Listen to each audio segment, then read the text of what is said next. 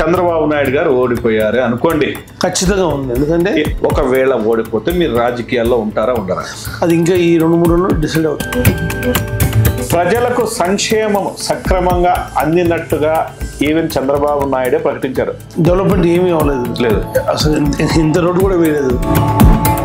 ఒకవేళ జగన్మోహన్ రెడ్డి గారు మీకు ఆహ్వానం పలికితే ఉంటారా, వెళ్తారా? నేను ఉంటాను. మీ మీద ప్రత్యక్షమైన అపవాదం అయితే పేపర్లలో కూడా వచ్చింది. 7% ఓట్లు ఉన్నటువంటి జనసేనకి 24 సీట్లు ఇవ్వడంలో వాళ్ళని అవమానించినట్లు కదా. అంతే. అమెరికా నుంచి కోట్లాది రూపాయలు జరిగాయంటారా? జరిగాయి. 100%. రాష్ట్రాన్ని దోచిపెట్టాడు అన్నారు. సో ఇందులో నిజం ఉందా లేదా? ఆంధ్రప్రదేశ్కు ఒరిగింది ఏమీ లేదు. ఆంధ్ర వాళ్ళు ఓకే, మరి ఆంధ్ర వాళ్ళ పరిస్థితి ఏంటి? నమస్తే. ఈరోజు స్పెషల్ ఎపిసోడ్ ఏంటంటే, మాజీ తానా అధ్యక్షుడు, ప్రస్తుతం కొత్తగా తెలుగుదేశం పార్టీ రాష్ట్ర సమన్వయకర్తగా ఎన్నుకోబడినటువంటి వేమన సతీష్ గారితో పరిచయ కార్యక్రమం. వేమన సతీష్ గారితో తెలుగుదేశంలో జరగబోయే రాజకీయాలు ఏంటి, తన రాజకీయ భవిష్యత్తు ఏ విధంగా ప్లాన్ చేసుకున్నారో ప్రతిదీ మాట్లాడదాం. సో అన్నగారిని వెల్కమ్ చెప్దామా? నమస్తే అన్న. నమస్తే. Welcome to my show. Thank you. So ఏంటి చెప్పండి, ఏంటి మీ రాజకీయ ఆలోచన ఏంటి? ఈ రాష్ట్ర సమన్వయకర్త పోస్ట్ ఏంటి? గతంలో తానా అధ్యక్షుడిగా కూడా చేశారు. ఏంటి ఎలా ఏంటి మీ అసలు మీ మోటో ఏంటి? మోటో ఉంది. అమెరికాలో 25 years పైన ఉన్నాము. ఓకే. అక్కడ ఎన్నో సేవా కార్యక్రమాలు చేసాము. ఎంతోమంది తెలుగు వాళ్ళకి ఉద్యోగాలు ఇప్పించాము. ఎస్పెషల్లీ మా రాయలసీమ వాళ్ళకి ఎంతోమందికి సేవ చేసాము. ఓకే. అలాగే పిల్లలు కూడా కాస్త సెటిల్ అయిపోయారు. వచ్చి ఇక్కడ మాతృభూమికి ఎప్పటి నుంచి సేవ చేసుకోవాలని చెప్పి ఉంది కదా. ఇండియాకి వచ్చేయాలంటే అంతే, అది కాస్త పూర్తి చేస్తుందని చెప్పి వచ్చాము. రాజకీయ వేదికగా తీసుకోవడానికి కారణాలు ఏంటి? అంటే సేవ చేయాలంటే డెఫినెట్ గా అదొక ప్లాట్ఫామ్. జర్నీ చేయాలంటే బస్సు, ఫ్లైట్, ట్రైన్ ఎలాగానో సేవ చేయాలంటే రాజకీయాలు కూడా ఒక మోటివ్ లాగా ఫీల్ అవుతుంటారు నేను. సో తానా అధ్యక్షుడిగా మీరు చేసిన సేవలు ఏదైనా కొన్ని చెప్పగలరా? అంటే లైక్ ఉన్నవాడికి ఉన్నవాడే లాగా చేశారా, లేదా మీరు అందరూ సక్సెస్ఫుల్ గా ఉండి పేదవారికి కూడా చేశారా? నేనైతే అంటే తనలో డెఫినెట్ గా అమెరికాలో కూడా 2007లో ఆ రోజు అప్పుడు నా మాజీ ముఖ్యమంత్రి నారా చంద్రబాబు నాయుడు గారు అయితేనేవి, అలాగే బిల్ క్లింటన్ గారు తీసుకొచ్చాను. అప్పుడు రంగరంగ వైభవంగా వాషింగ్టన్ డీసీలో చేశాను. అలాగే 2019లో మళ్ళీ అదే వేదికగా మన పవన్ కళ్యాణ్ గారు, రామ్ మాధవ్ గారు చాలా మంది వచ్చారు. దాదాపుగా 25,000 people అటెండ్ అయ్యారు, గ్యాదర్ చేశారు. అద్భుతంగా అయింది. అలాగే ఇటు ఆంధ్రాలో కూడా మన రాజంపేట కోటూరు మధ్యలో తానా కాలనీ కట్టించాను. అలాగే కర్నూలు జిల్లా ఫ్రాక్షన్ గ్రామం ఉంటుంది, అక్కడ కూడా ఒక అంతే. దాదాపుగా అలాగే తానా టీమ్ స్క్వేర్ అని చెప్పి అమెరికాలో తెలుగు వాళ్ళకి ఏ ఆపద ఉన్నా సరే వాళ్ళకి 24 దాన్ని ఎంత బలోపేతం చేశాను. అలా ఎన్నో సేవా కార్యక్రమాలు చేశాను. నాకంటూ తనలో ఒక మార్క్ అయితే స్పెషల్ గా మీ గురించి 1-2 మాటలు చెప్పండి. మీరు ఎక్కడి నుంచి వచ్చారు, అసలు ఏంటి మీ నేపథ్యం ఏంటి? అంటే మీ స్వగ్రామం కానీ మీ తండ్రులు. ఫాదర్ వాళ్ళదేమో రాజంపేట కోటూరు, రైల్వే కోటూరు, బొమ్మవరం, ఖమ్మంపల్లి. నేను born and raise Rajampet area. So Rajampet Koturu 2 బలమైన చదువు అంతా అక్కడే సాగిందా? అంతే అంతే. ఓకేనా. మదర్ ఏం చేస్తారా? మదర్ హెడ్ మిస్ట్రెస్ గా రిటైర్ అయ్యారు. టీచర్. అంతే. మీరు ఒకరేనా సంతానం? 2 sisters. ఓకే. పెద్దక్క హౌస్ వైఫ్ రాజంపేట, చిన్నక్క dermatologist Bengaluru. Okay, great great. So overall గా ఇప్పుడు టీడీపీ ప్లాట్ఫామ్ అయితే ఎంచుకున్నారు. సో ఎలా ఉంది మీ ప్రయాణం అక్కడ? బాగుంది. ప్రస్తుతం టీడీపీ అపోజిషన్ లో ఉంది. మీకు అనుకున్న పనులు అనుకున్నట్టుగా ప్రభుత్వంలో సాగాలంటే జరగవు కదా. సో ప్రస్తుతం ఎలాంటి స్థితిని అక్కడ ఎదుర్కొంటున్నారు మీరు? అంటే ప్రస్తుతం అయితే ఇంకా ఫేస్ అయిపోయింది కాబట్టి ఇప్పుడు ఎలక్షన్ మోడ్ లో ఉన్నాం. ఓకే. ఎలక్షన్ మోడ్ లో ఈ ఎలక్షన్ హోరాహోరీగా ఉంటుంది. మీరు కంటెస్ట్ లేక రాబోతున్నారా? ఏదైనా శాసనసభ్యుడిగా గానీ పార్లమెంట్ లో గానీ ఏదైనా? డెఫినెట్ సార్తో డిస్కషన్స్ జరిగాయి. ఆయన పార్లమెంట్ గా పోటీ చేస్తే బాగుంటుందని అన్నారు. 2-3 కాన్స్టిట్యూషన్ లో డిస్కషన్ జరిగాయి. ఆల్మోస్ట్ ఇప్పుడు అయిపోవచ్చింది. సో బీజేపీ పొత్తు ఉంటే అవకాశాలు ఇంకా సన్నగిలుతాయి, పొత్తు లేకపోతే కాస్త అవకాశాలు ఉండే అవకాశం ఉంది. శాసనసభ్యులుగా అంటే ఎమ్మెల్యేగా చేయొచ్చు కదా. రాజంపేటలో మీకు బాగా బలమైనటువంటి స్నేహితులు ఉన్నారు, బలమైనటువంటి బంధువర్గం ఉందనేది 2009లో శాసనసభ్యుడు అవ్వాలని చెప్పి కోరిక బలంగా ఉండేది. అప్పుడు బలంగా ట్రై చేశాను. అప్పుడు కుదరక ఎవరైతే కొంచెం క్యాస్ట్ క్వశ్చన్స్ వల్ల తర్వాత నేను ఉన్న తానా అదన్నా పూర్తి చేయాలని చెప్పి అక్కడ తానా అధ్యక్ష పదవి అయినంత వరకు మళ్ళీ అడగలేదు. I have done with Thana in 2019. So మళ్ళీ ఎలక్షన్ లో కొంచెం సీరియస్ గానే యాక్టివ్ గా పాల్గొంటున్నాను. ఎన్ఆర్ఐకి సంబంధించినటువంటి వ్యక్తిగా తెలుగుదేశం పార్టీకి మీరు విస్తృతమైన సేవలు చేసినట్టుగా మాకైతే పేపర్లలోనూ టీవీలోనూ చూసాం. తెలుగుదేశం ఆ స్థాయి గుర్తింపు మీకు ఇచ్చిందంటారా? అంటే 2009లో అప్పుడు బాబు గారు తెలుగు యువత జనరల్ సెక్రటరీ ఇచ్చారు. ఇప్పుడు నిన్న Telugu Desam party state organise secretary ఇచ్చారు. అలాగే దగ్గర కొన్ని వర్క్ కూడా అసైన్ చేస్తున్నారు. సో డెఫినెట్ గా నాకు ఎప్పుడు ఆ ఎంట్రీ ఆ చనువు పార్టీలో ఎప్పుడు ఉంటుంది. అలాగే నాకున్న చనువు వాళ్ళు అయితేనేమి, చాలా మంది నాయకులు అయితేనేమి అందరితో కూడా మంచిగా ఉంటారు. నాకైతే పార్టీలో నేను సముచిత స్థానం ఎప్పుడు ఉంటుంది. నాకు ఉంటదంటారా? నేను కూడా పార్టీకి అంతా కష్టపడతా ఉంటాను. ఓకే. ఇప్పుడు అమెరికా నుంచి కోట్లాది రూపాయలు వేమన సతీష్ గారు ఏ రూపంలో కలెక్షన్స్ సంపాదించి పార్టీకి ఫండ్ గా పంపించారు? అట్లది ఏమీ లేదు. మీ మీద ప్రత్యక్షమైన అపవాదం అయితే పేపర్లలో కూడా వచ్చింది. ఇది ఖండిస్తారా? లేదు ఖండించకుండా నిజాయితీగా ఎక్స్ప్లెనేషన్ ఇస్తారా? నేనైతే ఖండిస్తాను. ఎందుకంటే డెఫినెట్ గా ఇంతవరకు అయితే నా తరఫున అయితే నేనైతే 1 రూపాయి కూడా ఇవ్వలేదు. ప్రత్యేక విమానాలు, ప్రత్యేకమైన కార్లతో కాన్వాయ్లు, ర్యాలీలు చేసి మరీ అమెరికాలో చేసి వేల కోట్ల రూపాయల పార్టీ ఫండ్ వసూలు చేసి పంపించాడు వేమన్ సతీష్ అనేది. అది నిర్వివాదమైనటువంటి అంశం, కానీ మీరేమో ఖండిస్తున్నారు. 2007లో చంద్రబాబు నాయుడు గారు వచ్చినప్పుడు అప్పట్లో నేను మంచి యూత్ లో ఉన్నా మీలాగా. అప్పట్లో వాషింగ్టన్ లో రన్వే మీదకి 350 ఎల్లో కార్లు, రన్వే మీదకి 9 హమ్మలతో తీసుకెళ్ళా. అదొక అద్భుతం. అది మళ్ళీ నేను చేయాలని చేయలేను, మళ్ళీ అమెరికాలో ఇంకెవరు చేయలేరు, అతను ఇండియన్ అమెరికన్ చేయలేదు. అలా చేశాను అప్పుడు. ఆ రోజు అంతే తప్ప దానికి డబ్బులకి ముడి లేదు. ఇప్పుడు అంటే మీరు వారికి ఫండ్స్ ను అదే స్థాయిలో సమకూర్చారనేది నేను ఖండిస్తున్నాను. ఎందుకంటే సో ఇప్పుడు టీడీపీ పార్టీ మళ్ళీ ఫండ్స్ కోసం ఎదురు చూస్తుంది. ఎలక్షన్స్ లో ఖర్చులు ఉన్నాయి కదా అని చెప్పి ఏదో ఒక ఈచ్ ప్లేట్ కి ఏదో ఎన్ని డాలర్స్ అని కూడా రేట్ కూడా ఫిక్స్ అయినట్టుంది. మీ దగ్గర ఏమైనా సమాచారం ఉందా? ఏం లేదా? అమెరికాలో కానీ ఎక్కడ డిన్నర్స్ అరేంజ్ చేయట్లేదా fund collection? So okay. Rajampet విషయానికి వస్తే మీరేం చెప్పబోతారు? రాజంపేట ఇస్తే తప్పకుండా తెలుగుదేశం పార్టీ గెలుస్తుంది అనుకుంటున్నాను. రాజంపేట గెలిస్తేనే అభ్యర్థి ఎవరంటారు? అది ఇంకా ఈ 2-3 రోజుల్లో డిసైడ్ అవుతుంది. ఎలక్షన్ కోడ్ మరో 10 రోజుల్లోనే వచ్చే పరిస్థితి. ఇంకా 2-3 రోజులు అంటే ఎలా? అంటే పొత్తులు, బీజేపీ కొత్తగా పొత్తు ఒకటి జాయిన్ అవుతుందా లేదా అలా జరుగుతూ ఉన్న తరుణంలో కొంచెం రాజంపేట బీజేపీకి పోవచ్చా, లేకపోతే టీడీపీ కంటెస్ట్ చేయొచ్చా? రాజంపేట ఖచ్చితంగా అసెంబ్లీ టీడీపీకి వచ్చే అవకాశాలు ఉన్నాయి. రాజంపేట టీడీపీకి అవకాశాలు ఉంటే మీరు కంటెస్టెంట్ కాకపోతే ఇక 5 మంది ఉన్నారు. తెలుసా మీకు వాళ్ళ పేర్లు? ఆల్మోస్ట్ ఎవరికి రావచ్చు? అది ఇంక మనం అంతా మా సార్ ఇష్టం. అంటే ఎందుకంటున్నారంటే బత్యాల చెంగల్ రాయుడు గారు ఆల్మోస్ట్ 5 years నుంచి తిరుగుతూనే ఉన్నాడు ఆయన. తర్వాత మిడిల్ లో చాలా మంది వచ్చారు. మేడా బాబు అని ఒక అబ్బాయి, శేఖర్ రెడ్డి అని, ఇంకా రాజు స్కూల్స్ అధినేత ఇంకొక ఆయన పెద్ద మనిషి వచ్చాడు, ఇంకొక హరి అని ఒక లీడర్స్. వీళ్ళందరి మధ్య ఉన్న పోటీకి కారణం ఏంటంటారు? అంటే గెలుపుకి ఆస్కారం ఉన్న నియోజకవర్గం అనే, లేకపోతే పార్టీ మీద ప్రేమ? అంటే పార్టీ కూడా డిమాండ్ అనుకోవచ్చుగా. డిమాండ్ అంటారా? అంతే. అంటే పార్టీ డెఫినెట్ గా పవర్లోకి వస్తుందని చెప్పి ఒక నానుడు ఉంది. అందులో కరెంట్ గవర్నమెంట్ మీద ఉన్న వ్యతిరేకత ఎంతమంది ఆశావాహులు వస్తూ ఉంటారు. మీరు రాజంపేట వాసిగా అని చెప్పారు కదా, గత 5 ఏళ్లలో రాజంపేటలో అభివృద్ధి జరిగిందంటారా, జరగలేదంటారా?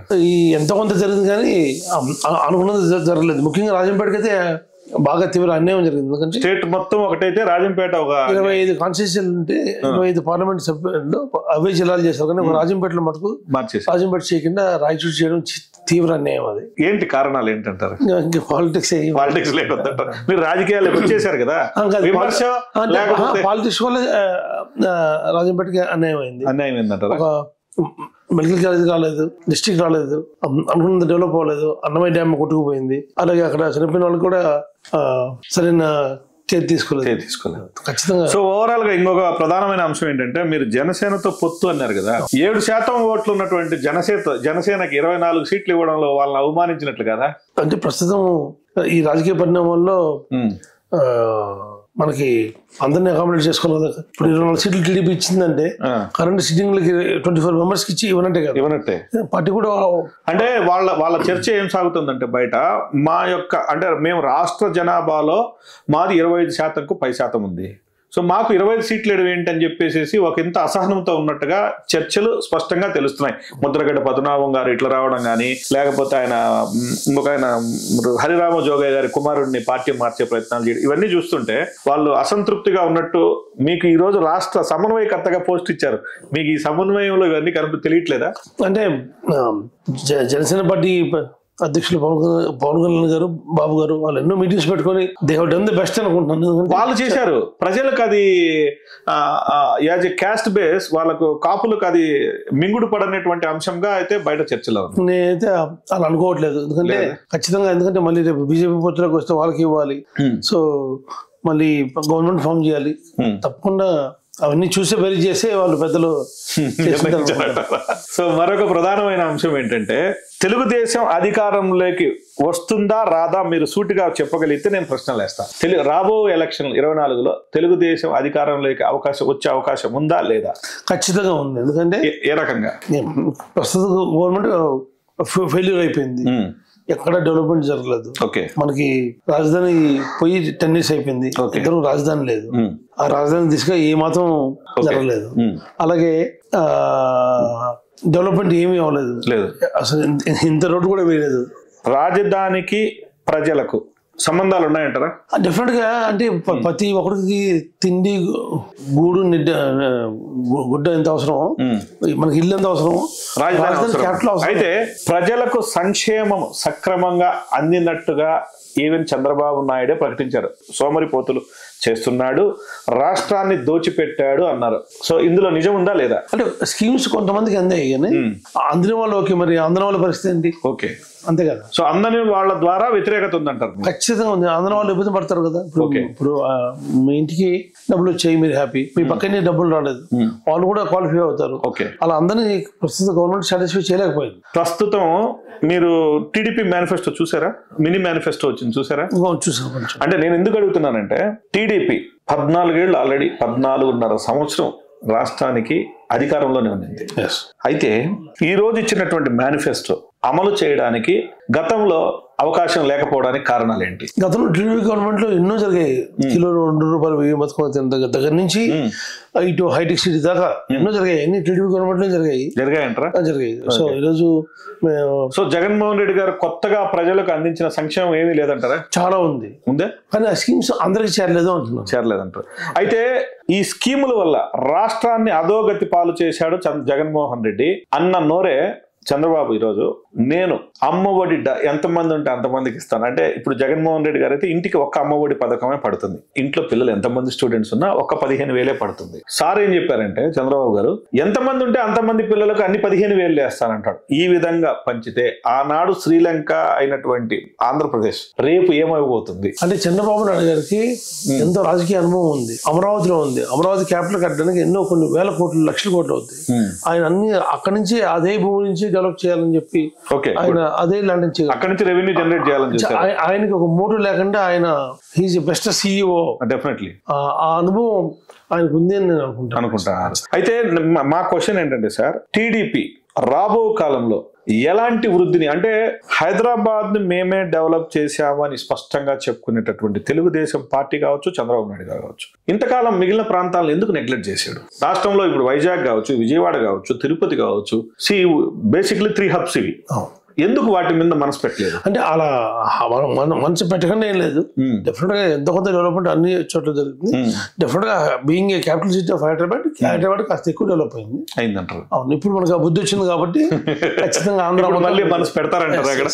ఎందుకంటే విస్తారమైనటువంటి కోస్టల్ ఉన్నటువంటి ఆంధ్రప్రదేశ్ కి మనము ఏ ఐటీని కూడా నమ్మాల్సిన అవసరం లేదు. ఎందుకంటే షిప్పింగ్ డెవలప్ చేస్తే కేవలం షిప్పింగ్ తోనే ఎన్నో దేశాలే బతికేస్తాయి. ఇదే పాయింట్ నేను మన బాబు గారితో మాట్లాడుతూ ఉన్నా. మాకు అమెరికాలో బోస్టన్ నుంచి ఫ్లోరిడా వరకు సీ కోస్ట్ ఉంటుంది. ఆ సీ కోస్ట్ లో కొన్ని లక్షల వెకేషన్ హౌస్, అంతే కదా, కొన్ని $1 billion ఆఫ్ ఎకానమీ. ఒక దేశమే బతికేస్తుంది. కొన్ని ఇప్పుడు సింగపూర్, థాయిలాండ్ దేశాలు షిప్పింగ్ 50 దేశాలు సీ కోస్ట్ లో దేశాలు బతుకుతున్నాయి. ఇప్పుడు మా కరేబియన్ కంట్రీస్ అన్ని అంతే, బ్రెజిల్, కోస్టరికా, పనామా. మనం ఎందుకు చేయలేకపోతున్నాం? దాన్ని సార్కు చెప్తే ఆయనకి వెరీ క్లియర్ ఐడియా. ఆయన ఖచ్చితమైన విజన్ ఉంది. అదే మన అసెట్. ఆంధ్రాకి ఇప్పుడు మిగిలింది ఏం లేవు, డబ్బులు లేవు. కోస్టల్ ఒకటే ఉంది. సో వైజాగ్ టు తడ మీరు పర్సనల్ గా బాబు గారితో మాట్లాడినప్పుడు ఆయన మీతో పంచుకున్నటువంటి రాష్ట్రానికి రాబో కాలంలో ఏం చేయాలని ఇట్లాంటి కొన్ని ప్రత్యేకమైన మాటలు ఏమైనా ఉన్నాయా చెప్తారా? చెప్పండి కనీసం ఆయనకి ఎంతో విజన్ ఉంది, ఆయనకి తపన ఉంది. ఆయన ఆ రోజు 2007 అమెరికా తనకు వచ్చినప్పుడు అమెరికాలో తెలుగు వాళ్ళు చాలా గొప్ప పొజిషన్కి వెళ్తారు అన్నప్పుడు ఎవరు నమ్మలేదు. అమెరికాలో the most powerful community Jewish community. ఆ జూయిష్ కమ్యూనిటీ కన్నా మన ఇండియన్ కమ్యూనిటీ పవర్ఫుల్ అవుతుంటే ఎవరు నమ్మలేదు. ఈ రోజు అమెరికాలో Indian community especially Telugu community very strongest community అయిపోయింది, రిచెస్ట్ కమ్యూనిటీ అయిపోయింది. We have hotels, we have restaurants, we have IT companies. ఈరోజు ఎంతో ఉన్నతమైన స్థాయిలో ఉన్నారు అక్కడ. సో అది ఆయన చెప్పింది నిజమైంది. అలాగే 2050కి ఇండియా విల్ బి నెంబర్ 1 అని చెప్తున్నారు. అవును, ఖచ్చితంగా ఇండియా నెంబర్ 1 అవుతుంది. అంటే మనకి ఎంతో విజన్ ఉంది. ఇండియా ఆ జీడిపి కానీ రిసోర్సెస్ కానీ విద్య ఎడ్యుకేషన్ అలాగే ఉంది. అలాగే మనం కష్టపడి డెఫినెట్ గా మంచి ఫ్యూచర్ కనిపిస్తుంది. లోకేష్ బాబు గారితో మీకున్న సాన్నిహిత్యంలో ఎలా ఉంటారు ఆయన? చాలా మంచిగా విజన్ ఏంటి అసలు సొసైటీ మీద? ఆయన కూడా ఈ మధ్య చాలా ఇంట్రెస్ట్ చూస్తున్నాం. లోకేష్ బాబు గారు పాదయాత్రకు ముందు ఒక ఎత్తు, పాదయాత్ర తర్వాత ఒక ఎత్తు. ఆయన నాకు ఎంతో చనువు ఉంది ఆయనతో. 2004-05 ఆయన వరల్డ్ బ్యాంక్ లో పనిచేయడం అయితేనేమి, వాషింగ్టన్ డీసీలో నేను కూడా అక్కడ ఉండడం అయితేనేమి, అలాగే 2007 తన మహాసభల్లో ఆయనతో పంచుకోవడం అయితేనేమి, అలాగే అప్పటి నుంచి ఇప్పుడు దాకా కూడా అంటే ఆయనకు విజన్ ఉంది. ఆయన ఒక his grand son of CM, father is son of CM, ఒక మావయ్య మినిస్టర్, ఒక పెద్దమ్మ మినిస్టర్ చేసింది. అంటే ఎంత అనుభవం ఉంది. స్టాన్ఫోర్డ్ చదువుకున్నారు. డెఫినెట్ గా ఆయనకి ఎంతో కొంత స్టేజ్ చేయాలని తప్పని ఉంటది తప్ప అందులో ఈ పాదయాత్రతో ఆయన ఎంతో రాడు డెఫినెట్ గా ఆయన ఆంధ్రప్రదేశ్ కి చేయగలని నాకు నమ్మకం. ఓకే, సో ఓవరాల్ గా ఆ రాజకీయం అట్లా పెడితే మీ రాజకీయం పరిస్థితి మళ్ళీ చెప్పండి ఒకసారి. ఇప్పుడు ఏం పార్లమెంట్ కంటెస్ట్ చేస్తున్నారా లేదా? చేస్తే ఎక్కడి నుంచి సార్ సీట్ ఇస్తే నేను పోటీ చేస్తాను. అంటే మీ ఈ పాటికే తెచ్చుకోవాలి కదా మీ. అంటే రాజంపేట ఎమ్మెల్యే వద్దు, అక్కడ క్యాస్ట్ క్వశ్చన్స్ సరిపోన్నప్పుడు నర్సరావుపేట, గుంటూరు, ఏలూరు, రాజమండ్రి డిస్కషన్ అయ్యాయి. దాంతో రాజమండ్రి, ఏలూరు ఖాళీగా ఉన్నాయి, నర్సరావుపేట, గుంటూరు ఫుల్ అయిపోయాయి. అక్కడ ఏదైనా పోటీ అవకాశం ఇస్తే పోటీ చేస్తాం, లేకపోతే పార్టీ కోసం అలాగే పనిచేస్తాం. రాబో కాలంలో తెలుగుదేశం పార్టీ అధికారంలోకి వస్తే మీకు ఎమ్మెల్సీ లాంటి ఏదైనా ప్రత్యేకమైన రాజ్యసభ లాంటివి ఇచ్చే అవకాశం ఉందా? ఖచ్చితంగా సార్ అలాంటి చర్చలు ఏమైనా జరిగాయా? సార్ ఖచ్చితంగా టికెట్ చేస్తానని చెప్పారా? డెఫినెట్ గా పార్టీకి పనిచేసి ముందు పార్టీకి పవర్లోకి వస్తే డెఫినెట్ గా hoping for the best. So Rajampet ప్రజలకు లేదా మీరు ఎక్కడైతే రేపు నిలబడబోయే అవకాశం ఉందో ఆ ఏరియా ప్రజలకు చెప్పే మెసేజ్ ఏదైనా ఉందా? మీరు ఏముంది, ఈ ఎలక్షన్ చాలా ఇంపార్టెంట్ ఎలక్షన్. స్టేట్ ఫ్యూచర్ ఉండాలంటే రాబోయే 5 ఏళ్ళు let's make Andhra great again, ఆంధ్రాని మళ్ళీ గ్రేట్ చేయాలంటే ఖచ్చితంగా ఈ ఎలక్షన్ చాలా important. Each and every vote చాలా ఇంపార్టెంట్. ఖచ్చితంగా చంద్రబాబు నాయుడు గారిని మళ్ళీ ముఖ్యమంత్రి చేసుకొని ఆంధ్రప్రదేశ్ ని మళ్ళీ స్వర్ణాంధ్రప్రదేశ్ చేసుకోవాలని చెప్పి కోరుకుంటున్నారా? ఇంకొకటి అయితే, ఒకవేళ చంద్రబాబు నాయుడు గారు ఓడిపోయారు అనుకోండి, వాట్ నెక్స్ట్? ఓడిపోరని అనుకుంటున్నాను. గెలవకూడదని నాకేం, I have no personal agenda. One thing ఐఎమ్ ఆస్కింగ్, ఒకవేళ ఓడిపోతే మీరు రాజకీయాల్లో ఉంటారా ఉండరా? ఖచ్చితంగా ఉంటాం. ఎందుకంటే always looking for the better opportunity, better state. State ని బాగుపరచాలి. ఎందుకంటే ఈ 5 ఏళ్ళలో ఆంధ్రప్రదేశ్ కు ఒరిగింది ఏమీ లేదు. ఓకే, ఇంకో 5 ఏళ్ళు కూడా వేరే పార్టీ వస్తే ఒరిగేది కూడా ఏమీ లేదు. ఓకే, మీరు చెప్తున్నారు కదా. సో మీరు అన్నట్టు మీ వ్యాఖ్యలు శాశ్వతం కాదో నాకు తెలియదు, కానీ ఎలక్షన్ ముందు ఈ మధ్య చూస్తుంటే ఏ పార్టీ వ్యక్తి ఏ పార్టీలకి ఎప్పుడు మారతాడో అనేది క్లారిటీ లేని రోజులని నేనైతే స్పష్టంగా చెప్పాను. కాబట్టి ఒకవేళ జగన్మోహన్ రెడ్డి గారు మీకు ఆహ్వానం పలికితే ఉంటారా, వెళ్తారా? నేను ఉంటాను. వైసీపీలో ఉంటారా, టీడీపీలోనే ఉంటాను. గతంలో నాకు అలాంటి ఆఫర్ కూడా వచ్చాయి. బీయింగ్ పర్సన్ ఫ్రమ్ కడప, నేను ఖచ్చితంగా టీడీపీలో ఉంటాను. మీరు వెళ్ళరు వైసీపీలోకి? ఇప్పుడు వెళ్తున్న వారందరూ మీ అంత గట్టి మనసు ఉన్నవారు కాదంటారా?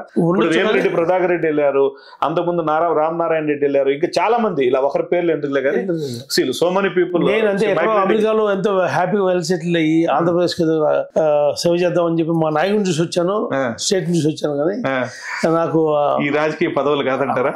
నిజం చెప్పాలా? నిజంగానే it's fair word. Because some times మనం లైఫ్ లో ఎప్పుడో ఒకసారి ఫేర్ గా ఉండాలని నేను ఫేర్ గా చెప్తున్నాను. సో ఏ ఆఫర్ వచ్చినా వైసీపీలోకి వెళ్ళరంటారు? వెళ్ళరు.